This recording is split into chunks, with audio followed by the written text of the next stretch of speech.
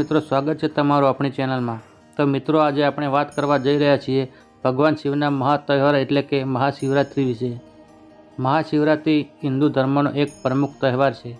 Hindu calendar અનુસાર દર વર્ષે ફાગણ મહિનામાં 13મી રાત્રે અથવા 14મા દિવસે આ તહેવારમાં શ્રદ્ધાળુ આખી રાત જાગીને ભગવાન શિવની આરાધનામાં ભજન ગાય છે।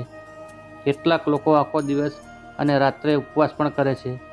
શિવલિંગને પાણી અને બીલીપત્ર ચડાવ્યા બાદ જ પોતાનો ઉપવાસ તોડે છે। મહિલાઓ માટે શિવરાત્રિનું વિશેષ મહત્ત્વ છે।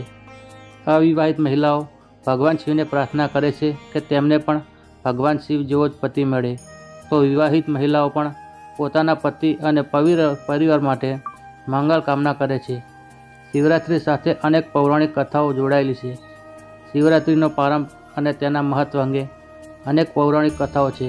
શિવરાત્રિના મહત્ત્વને જાણવા માટે તેની આ પૌરાણિક કથાઓને જાણવી જરૂરી છે। આ શિવરાત્રિ સાથે જોડાયેલી આ પૌરાણિક કથાઓને બધી પૌરાણિક કથાઓમાં નીલકંઠની કથાની સૌથી ચર્ચિત વધારે છે।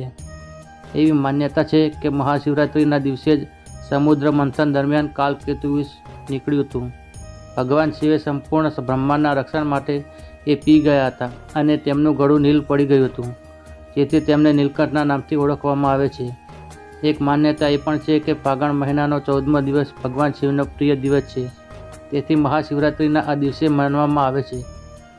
એક માન્યતા એ પણ છે કે ફાગણ મહિનાનો 14મો દિવસ ભગવાન શિવનો પ્રિય દિવસ છે। પૌરાણિક કથાઓ અનુસાર મહાશિવરાત્રિ એ દિવસ છે જ્યારે ભગવાન શિવે પ્રાર્થના સાથે લગ્ન કર્યા હતા, પાર્વતી સાથે લગ્ન કર્યા હતા।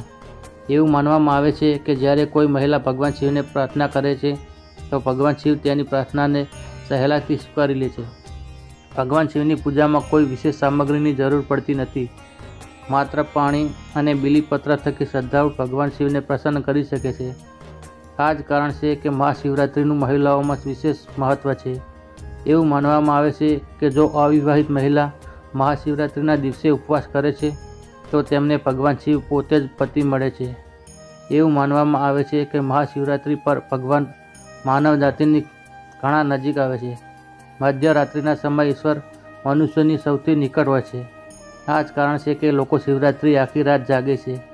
તો મિત્રો, તમને આ ભગવાન શિવની કહાની સાંભળીને સારું લાગ્યું હોય તો વિડીયોને લાઈક, શેર અને સબસ્ક્રાઈબ કરી દેજો। ધન્યવાદ મિત્રો।